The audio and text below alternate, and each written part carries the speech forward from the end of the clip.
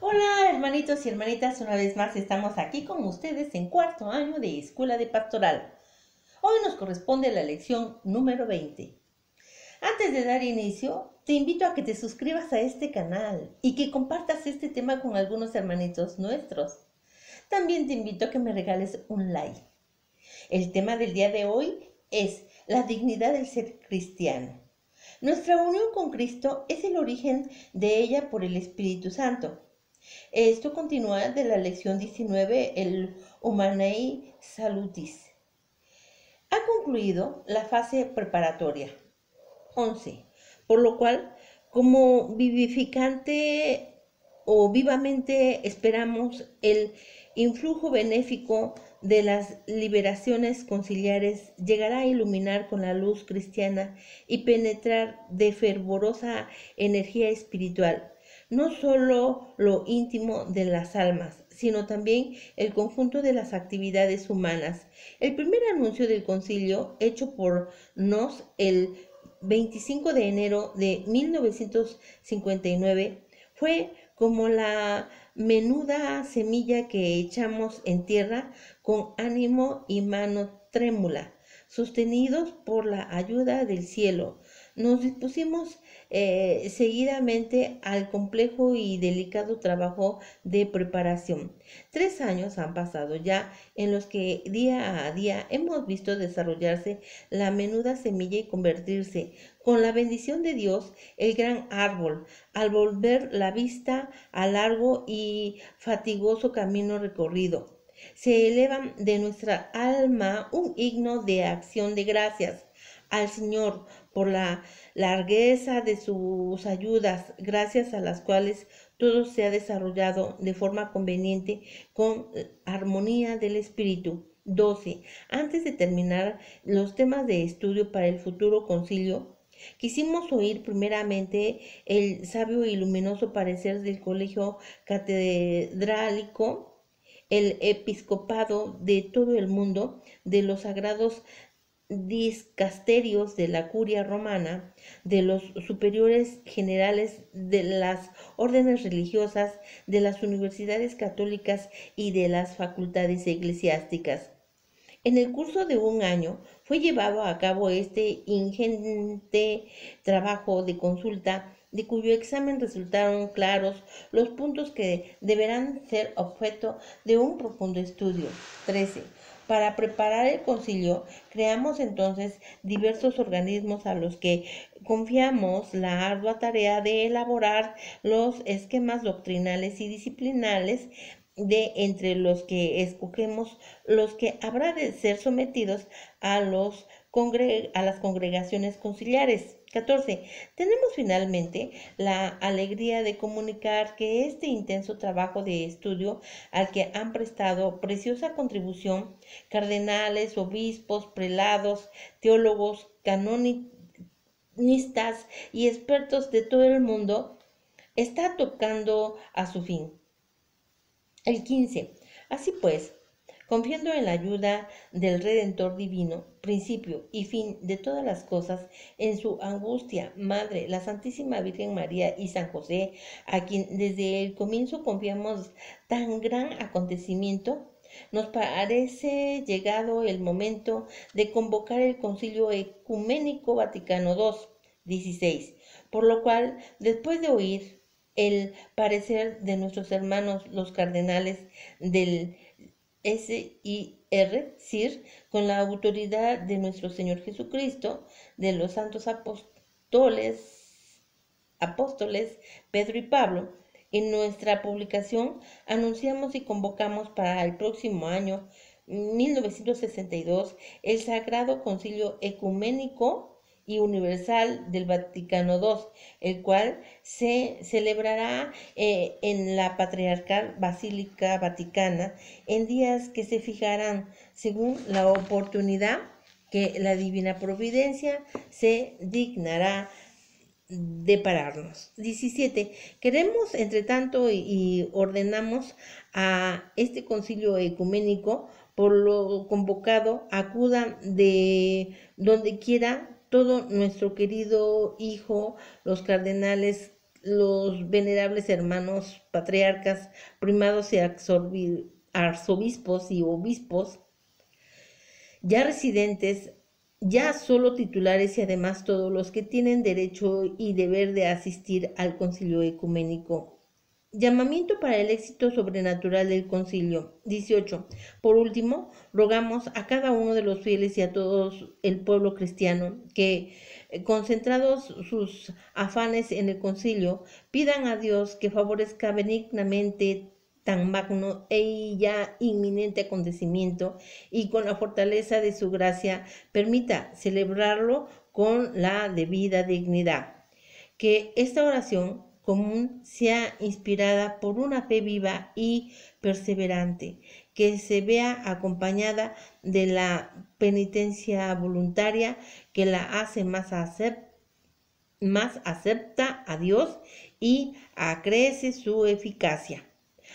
Que esté igualmente valorada por los esfuerzos generosos de la vida cristiana, que sea como prensa anticipada de la resuelta disposición de cada uno de los fieles al aceptar las enseñanzas y directrices prácticas que emanarán del concilio. En el 19, nuestro llamamiento se dirige al venerable clero, así secular como regular, esparcido por todo el mundo y a todas las categorías de fieles, pero encomendamos el éxito del concilio, de modo especial a las oraciones de los niños, pues sabemos bien cuán poderosa es delante de Dios la voz de la inocencia y a los enfermos y dolientes, para que sus dolores y su vida de inmolación en virtud de la cruz de Cristo se transformen en oración, en redención y en matinal de vida para la iglesia. 20. A ese coro de oraciones invitamos finalmente a todos los cristianos de las iglesias separadas de Roma, a fin de que también para ellos sea provechoso el concilio. No sabemos que muchos de estos hijos están ansiosos de un retorno a la unidad, a la paz, según la enseñanza de Jesús y su oración al Padre.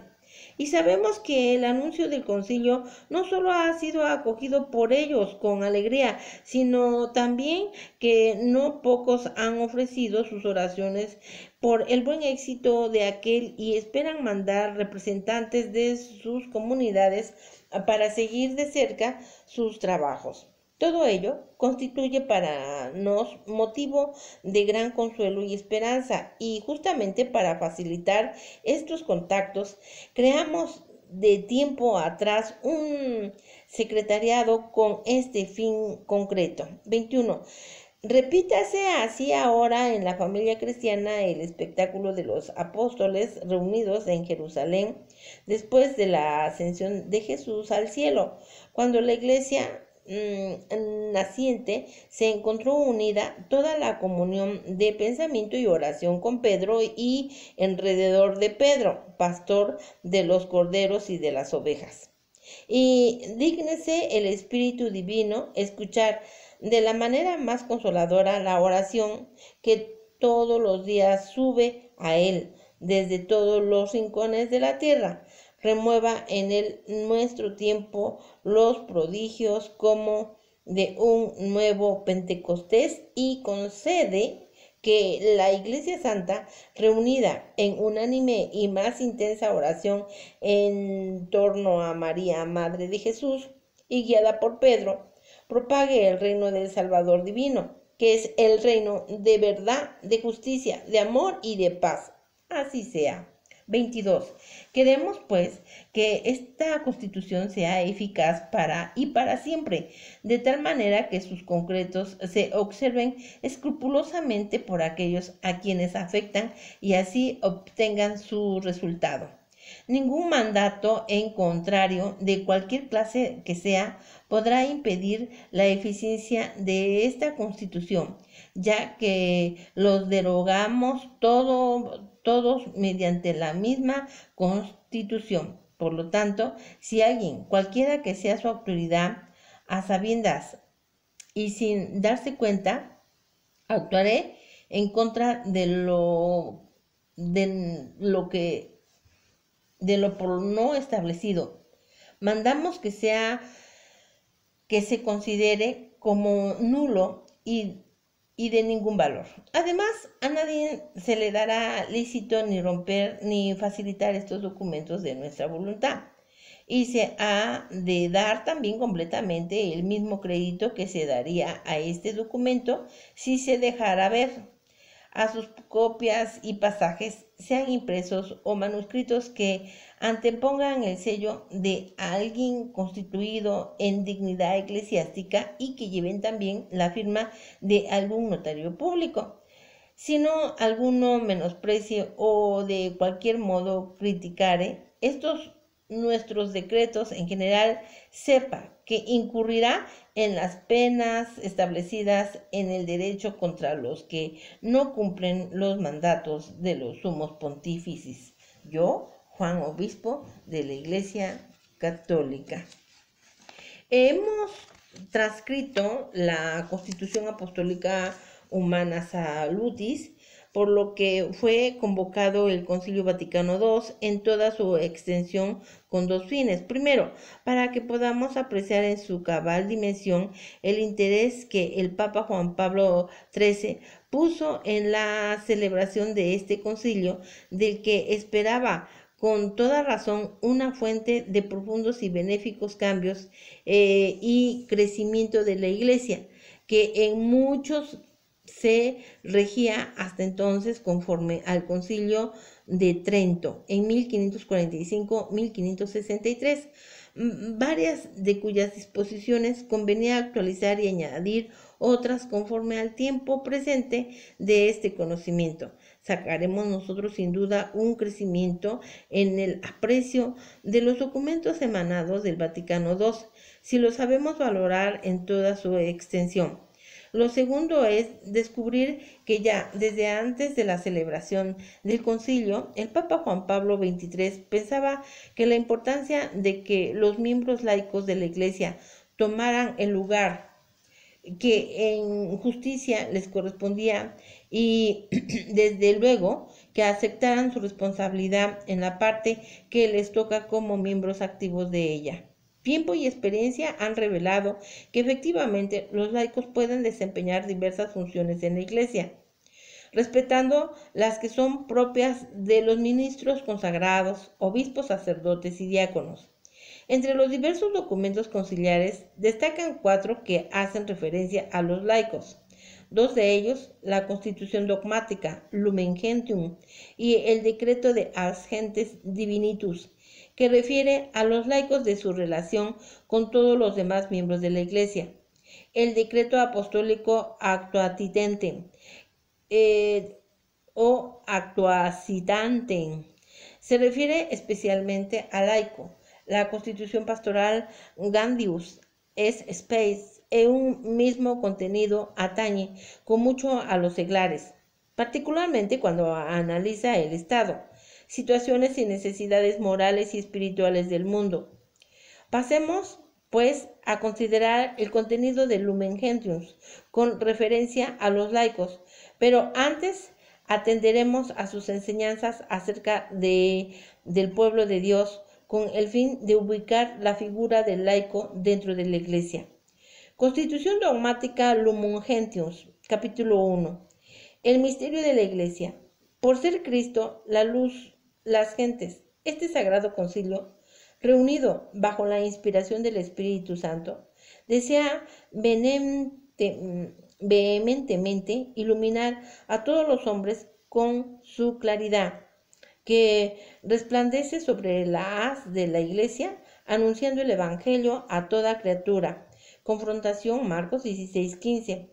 Y como la Iglesia es en Cristo, como un sacramento o señal o instrumento de íntima unión con Dios y de la unidad de todo el género humano, insistiendo en el ejemplo de los concilios anteriores, se propone declarar con toda precisión a sus fieles y a todo el mundo su naturaleza y su misión universal. Las condiciones de estos tiempos añaden a debe de la Iglesia un mayor urgencia para que todos los hombres, unidos hoy más íntimamente con toda la clase de relaciones sociales, técnicas y culturales, consignan también la plena unidad en Cristo, la Iglesia, cuerpo místico de Cristo. 7. El Hijo de Dios, encarnado en la naturaleza humana, redimió al hombre y lo transformó a una nueva criatura. Confrontación en Gálatas 6, 15, 2, Colonicenses 5, 17, superando la muerte con su muerte y resurrección. A sus hermanos convocados de entre todas las gentes, los constituyó místicamente como un cuerpo, comunicándoles su espíritu. La vida de Cristo es en este cuerpo se comunica a los creyentes que se unen misteriosa y realmente a Cristo, paciente y glorificando por medio de los sacramentos. Por el bautismo nos configuramos con Cristo, porque también todos nosotros hemos sido bautizados en un solo espíritu, 1 de Colonicenses 12:13, rito sagrado con que se representa y efectúa la unión con la muerte y resurrección de Cristo. Con él hemos sido sepultados por el bautismo para participar en su muerte, mas si hemos sido injertados en él por la enseñanza de su muerte, también lo seremos por la de su resurrección. En Romanos 6, 4, 5. En la fracción del pan eucarístico, participando realmente del cuerpo del Señor, nos elevamos a una comunión con Él y entre nosotros mismos, porque el pan es uno, somos muchos, un solo cuerpo, pues todos participamos de ese único pan. 1 de Colonicenses 10:17. Así todos nosotros quedamos hechos miembros de su cuerpo. Confrontación 1 Colonicenses 12:27. Pero cada uno es miembro del otro en Romanos 12:5. Pero como todos los miembros del cuerpo humano, aunque sean muchos, constituyen un cuerpo. Así los fieles en Cristo, en confrontación 1 de Colonicenses 12:12. También en la constitución del cuerpo de Cristo hay variedad de miembros y de ministros. Uno mismo es el Espíritu que constituye de diversos dones para el bien de la Iglesia, según sus riquezas y la diversidad de los misterios. Confrontación 1 Colonicenses 12:1-11. Entre todos estos dones sobresale la gracia de los apóstoles, a cuya autoridad subordinada del mismo Espíritu, incluso a los carismáticos. Confrontación 1 de Colonicenses 14, unificando el cuerpo, el mismo Espíritu por sí y por su virtud y por la intensa conexión de los miembros, produce y urge la caridad entre los fieles. Por lo tanto, si un miembro tiene un sufrimiento, todos los miembros sufren con él. O si un miembro es honrado, gozan justamente todos los miembros. En confrontación Colonicenses 12:26. La cabeza de este cuerpo es Cristo. Él es la imagen de Dios invisible y en él fueron creadas todas las cosas. Y es antes que todo y todo subsiste en él. En la cabeza del cuerpo es la Iglesia. Él es el principio, el primogénito de los muertos para que tenga la primicia sobre todas las cosas. Confrontación Colonicenses 1:5-18. Él domina con la excelsa grandeza de su poder los cielos y la tierra y llena de riquezas y con su eminente perfección y su obra toda, el cuerpo de su gloria. Confrontación en Efesios 1:18-23. Es necesario que todos los miembros se asemejen a Él hasta que Cristo quede formado en ellos. En confrontación Gálatas 4:19. Por eso todos asumidos a los misterios de su vida, conformes con Él, con sepultados y resucitados justamente con Él, hasta que reinemos con Él. En confrontación Filipenses 3:21. y Efesios 2:6, Colosenses 2:12, etc. Peregrinos todavía sobre la tierra, siguiendo sus huellas en el sufrimiento y en la persecución. Nos unimos a sus dolores como el cuerpo de la cabeza, padeciendo con él para ser con él glorificados. En confrontación, Romanos 8:17, por él, el cuerpo entero, alimentado y trabado por las coyunturas y ligamentos, crece con crecimiento divino. Colosenses 2:19. Él dispone constantemente de su cuerpo, es decir, de la iglesia, los dones de los servicios, por lo que en virtud nos ayudamos mutuamente en orden a la salvación, para que, siguiendo la verdad en la caridad, crezcamos por todos los medios en Él, que es nuestra cabeza. Confrontación en Efesios 4:11-16. Más para que incesantemente nos renovemos en Él, en confrontación en Efesios 4:23, nos concedió participar en su espíritu, que siendo uno mismo en cabeza y en los miembros, de tal forma vivifica, unifica y mueve todo el cuerpo, que su operación pudo ser comparada por los santos padres con el servicio que realiza el principio de la vida o el alma en el cuerpo humano. Cristo en verdad ama a la iglesia como a su propia esposa, como el varón que, amando a su mujer, ama su propio cuerpo. En confrontación en Efesios 5:25-28, pero la iglesia, por su parte, está sujeta a su cabeza en Efesios 5:23-24, porque en él habita corporalmente toda la plenitud de la divinidad, en Colosenses 2:9. Colma de bienes divinos a la iglesia, que en su cuerpo y en su plenitud, en confrontación en Efesios 1:22-23, para que ella anhele y consiga toda la plenitud de Dios, en confrontación en Efesios 3:19. En el inciso número 7 sobre la iglesia, cuerpo místico de Cristo, encontramos la base de la alta dignidad de todo miembro de la iglesia, independientemente de su posición o función dentro de ella. Así como en el cuerpo humano no hay miembro inferior en grandeza e importancia, porque todo está llamado a integrar el organismo todo. También en la iglesia, la dignidad conferida por Cristo, nuestra cabeza, es la misma que todos, sin excepción, participamos. Por tanto, si estamos estudiando la eclesialidad y secularidad del laico, forzoso es comenzar por entender y estimar en todo lo que vale la dignidad que Cristo nos confiere por medio del bautismo. A sabiendas de esto, nos toca corresponder con el comportamiento correspondiente a tal dignidad. En el capítulo 2, el pueblo de Dios, 10. Cristo, Señor, pontífice tomado entre los hombres, en confrontación en Hebreos 1:5, a su nuevo pueblo lo hizo reino de sacerdotes para Dios su Padre, en confrontación en Apocalipsis 1:6, 5, 9 y 10.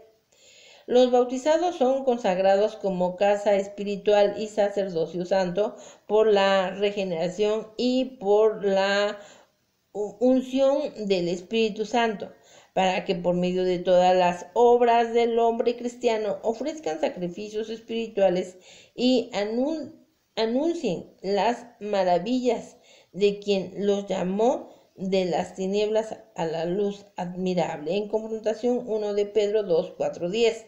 Por ello, todos los discípulos de Cristo, perseverando en la oración y alabanza a Dios, en confrontación de Hechos 2:42-47, han de ofrecer a sí mismo como hostia viva, santa y grata a Dios, en confrontación Romanos 12:1. Han de dar testimonio de Cristo en todo lugar, y a quien se le impidiere han de dar también razón de la esperanza que tiene en la vida eterna. En la confrontación 1 de Pedro 3:15. El sacerdocio común de los fieles y el sacerdocio ministerial o jerárquico se ordenan en el uno para el otro, aunque cada cual participa de forma peculiar del sacerdocio de Cristo. Su diferencia es esencial, no solo gradual, porque el sacerdocio ministerial, en virtud de la sagrada potestad que posee, modela y dirige al pueblo sacerdotal, efectúa el sacrificio eucarístico ofreciendo a Dios en nombre de todo el pueblo. Los fieles, en cambio, en virtud del sacerdocio real, participan en la oblación de la Eucaristía, en la oración y acción de gracias, con el testimonio de una vida santa, con la abnegación y caridad operante. El ejercicio del sacerdocio común en los sacramentos. 11. La condición sagrada y orgánicamente constituida por la comunidad sacerdotal se actualiza tanto por los sacramentos como por las virtudes. Los fieles incorporados a la Iglesia por el bautismo quedan destinados por el carácter al culto de la religión cristiana y regenerando como hijos de Dios tienen el saber de confesar delante de los hombres la fe que recibieron de Dios por medio de la Iglesia. Por el sacramento de la confirmación se vinculan más estrechamente a la Iglesia, se enriquecen con la fortaleza especial del Espíritu Santo y de esta forma se obligan como mayor compromiso a difundir y defender la fe con su palabra, sus obras como verdaderos testigos de Cristo, participando del sacrificio eucarístico, fuente y cima de toda la vida cristiana. Ofrecen a Dios la víctima divina y a sí mismos juntamente con ella, y así, tanto por la oblación como por la Sagrada Comunión, todos toman parte activa de la acción litúrgica, no confusamente, sino cada uno según su condición, pero una vez saciados con el cuerpo de Cristo en la asamblea sagrada, manifiestan concretamente la unidad del pueblo de Dios, aptamente significada y maravillosamente producida por este augustísimo sacramento. Los que se acercan al sacramento de la penitencia obtienen el perdón de la ofensa hecha ante Dios por la misericordia de éste, y al mismo tiempo se reconcilian con la Iglesia a la que, pecando, ofendieron, la cual, con caridad, con ejemplos y con oraciones, les ayuda en su conversión. La Iglesia entera encomienda al Señor, paciente y glorificando a los que sufren, con la sagrada unción de los enfermos y con la oración de los presbíteros para que los alivie y los salve en confrontación de Santiago 5, 14, 16, más aún los exhorta a que, uniéndose libremente a la pasión y a la muerte de Cristo. En Romanos 8, 17, Colonicenses 1, 24, 2 de Timoteo 11, 12, 1 de Pedro 4, 13, contribuyan al bien del pueblo de Dios. Además, aquellos que entre los fieles se distinguen por el orden sagrado quedan destinados en el nombre de Cristo para apacentar la iglesia con la palabra y con la gracia de Dios. Por fin, los cónyuges cristianos, en virtud del sacramento del matrimonio por el que manifiestan y participan del misterio de la unidad y del fecundo amor entre Cristo y la Iglesia, en Efesios 5:32, se ayudan mutuamente a santificarse en la vida conyugal y en la procreación y educación de los hijos. Por lo tanto, tienen su condición y el estado de vida, su propia gracia en el pueblo de Dios, en confrontación una de Colonicenses 7:7. Pues de esta unión conyugal procede la familia en la que nacen los nuevos ciudadanos en la sociedad humana, que por la gracia del Espíritu Santo, quedan constituidos por el bautismo en hijos de Dios para perpetuar en el pueblo de Dios en el correr de los tiempos. En esta, como iglesia doméstica, los padres han de ser para sus hijos los primeros predicadores de la fe, tanto con su palabra, con su ejemplo, y han de fomentar la vocación propia de cada uno, y con especial cuidado la vocación sagrada. Los fieles todos, de cualquier condición y estado, que sean fortalecidos por tantos y tantos poderosos medios, son llamados por Dios cada uno por su camino a la perfección de la santidad por la que Él mismo Padre es perfecto. Sentido de la fe y de los carismas en el pueblo de Dios. En el 12, el pueblo santo de Dios participa también del don profético de Cristo, difundiendo su propio testimonio sobre todo por la vida de la fe y de la caridad, ofreciendo a Dios el sacrificio de la alabanza, el fruto de los labios que bendicen su nombre, en confrontación en Hebreos 13:15. La universidad de los fieles que tienen la unción del santo, confrontación de Juan 2, 20, 17, no puede faltar en su creencia y ejerce esta su peculiar propiedad mediante el sentimiento sobrenatural de la fe de todos los pueblos, cuando desde el obispo hasta los últimos fieles seglares manifiestan el asentimiento universal de las cosas de fe y de las costumbres. Con este sentido de la fe que el Espíritu Santo mueve y sostiene, el pueblo de Dios, bajo la dirección del magisterio, al que sigue fielmente, recibe no ya la palabra de los hombres, sino la verdadera palabra de Dios, en confrontación 1 de 2:13. Se adhiere indefectiblemente a la fe dada por una vez para siempre a los santos, en confrontación de Juan 3, penetra profundamente con rectitud de juicio y la aplica más íntegramente a la vida. Además del mismo Espíritu Santo, no solamente santifica y dirige al pueblo de Dios por los sacramentos y los ministerios y lo enriquece con las virtudes, sino que distribuye sus dones a cada uno según requiere, en 1 de Colosenses 12:11. Reparte entre los fieles de cualquier condición, incluso gracias especiales con que los dispone y prepara para realizar variedad de obras y de oficios provechosos para la renovación de una más amplia edificación de la Iglesia. Según aquellas palabras, a cada uno se les otorga la manifestación del Espíritu para común unidad. 1 de Colosenses 12:7.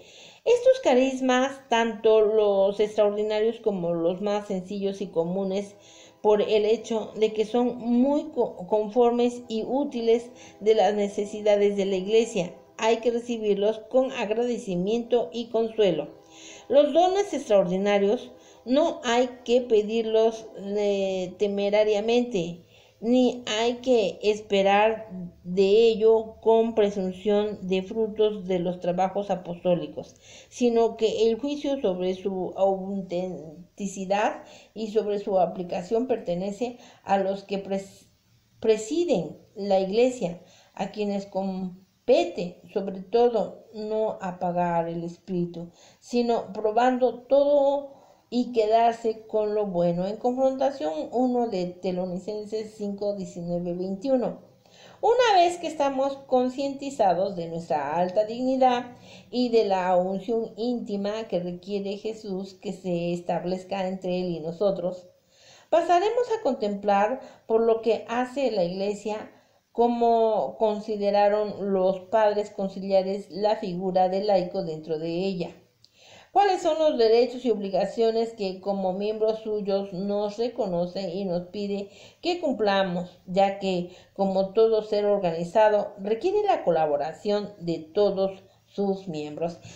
Hemos terminado la lectura, hermanitos y hermanitas. Espero que te suscribas, que me regales un like y sobre todo comparte este tema con algunos hermanitos nuestros. Pues ya estamos en víspera de la rifa de la Biblia. Hoy precisamente vamos a ya programar la fecha para que todos aquellos que se suscribieron, que participaron en sus comentarios en YouTube, aquí abajito en la cajita van a ser tomados en cuenta para esta rifa, para este 24 de diciembre. Entonces hay que estar atentos. Primeramente Dios, vamos con mucha alegría, con mucha armonía, todos aquellos que forman parte de este grupo, pues vamos a considerarlos para su participación en esta rifa. La publicación obviamente se dará a conocer en esta plataforma y se dará el nombre del ganador. Obviamente se va a tratar también de dar algunos otros obsequios para todo este lindo auditorio que me escucha. Que tengan bonito día y nos vemos a la próxima.